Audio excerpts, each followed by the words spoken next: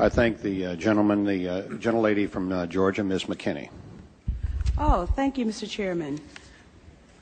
Mr. Secretary, I watched President Bush deliver a moving speech at the United Nations in September 2003, in which he mentioned the crisis of the sex trade. The President called for the punishment of those involved in this horrible business. But at the very moment of that speech, DynCorp was exposed for having been involved in the buying and selling of young women and children. While all of this was going on, DynCorp kept the Pentagon contract to administer the smallpox and anthrax vaccines and is now working on a plague vaccine through the Joint Vaccine Acquisition Program. Mr. Secretary, is it policy of the U.S. government to reward companies that traffic in women and little girls? That's my first question. My second question, Mr. Secretary, according to the Comptroller General of the United States, there are serious financial management problems at the Pentagon, to which Mr. Cooper alluded. Fiscal year 1999, $2.3 trillion missing. Fiscal year 2000, $1.1 trillion missing. And DOD is the #1 reason why the government can't balance its checkbook. The Pentagon has claimed year after year that the reason it can't account for the money is because its computers don't communicate with each other. My second question, Mr. Secretary, is who has the contracts today to make those systems communicate with each other?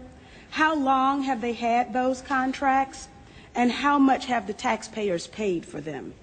Finally, Mr. Secretary, after the last hearing, I thought that my office was promised a written response to my question regarding the 4 war games on September 11th. I have not yet received that response, but would like for you to respond to the questions that I've put to you today, and then I do expect the written response to my previous question, hopefully by the end of the week. Thank you, Representative. First, the answer to your first question is no, absolutely not. The policy of the United States government is clear, unambiguous, and opposed to the activities that you described. The second question. Well, how do you explain the fact that DynCorp and its successor companies have received and continue to receive government contracts? I would have to go and find the facts, but there are laws and rules and regulations with respect to government contracts, and there are times that corporations do things they should not do, in which case they tend to be suspended for some period. There are times then that under the laws and the rules and regulations passed by the Congress and implemented by the executive branch, that corporations can get off of out of the penalty box, if you will, and be permitted to engage in contracts with the government. They're not generally not barred in perpetuity. This company was never in the penalty box. If you could proceed to my second question, please. The second question.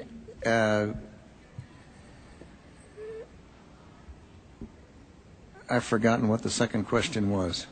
I think Ms. Jonas knows it. Okay.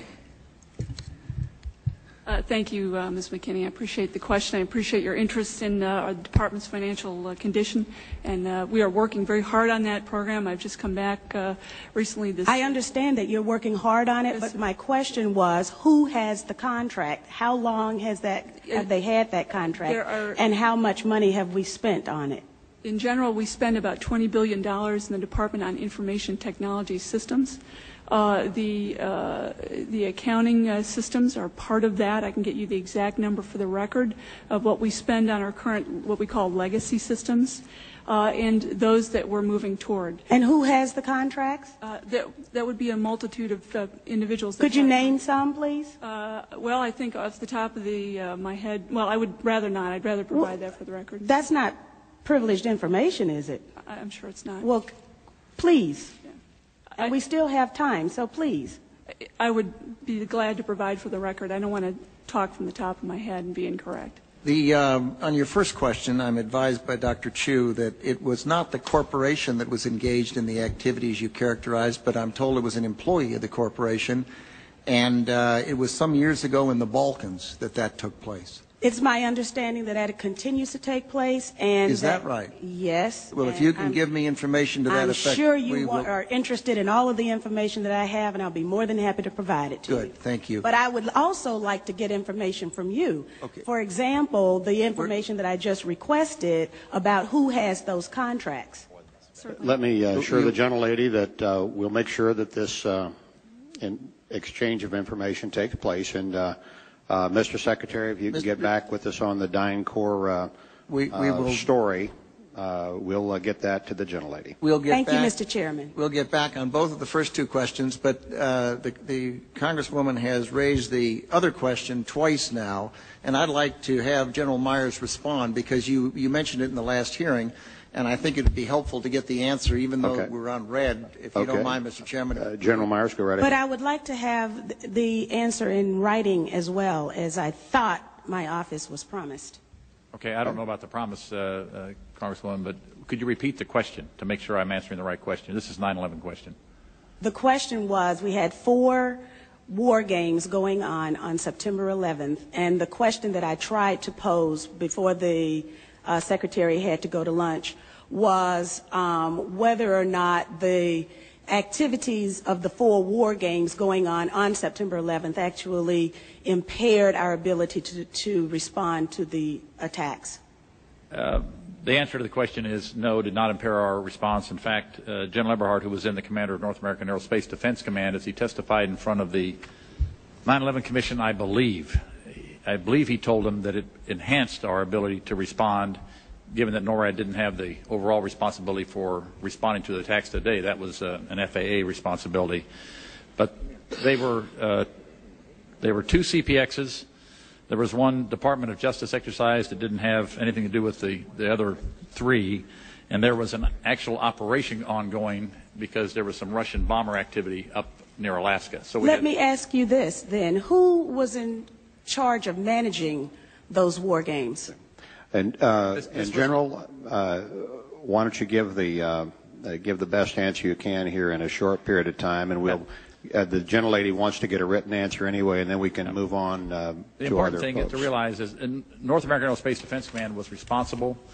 These are command post exercises. What that means is all the battle positions that are normally not filled are indeed filled.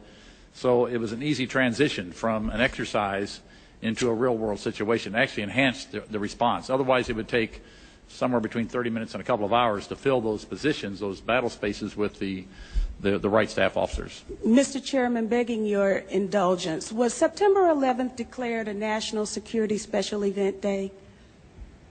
I'd have to look back. I do not know. You mean after the fact or before the fact? No, because of the activities going on that had been scheduled at the United Nations that day.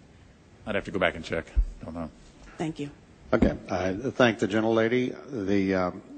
The chair would ask the gentleman from South Carolina to indulge us in that I should have called on Mr. Marshall here in the regular order and missed him, and the gentleman was here. So, if that is that okay, Mr. Wilson? We'll recognize the gentleman from Georgia, Mr. Marshall. Thank you, Mr. Chairman, and I appreciate Mr. Wilson's indulgence. Well, you're going to owe him. Probably not very much.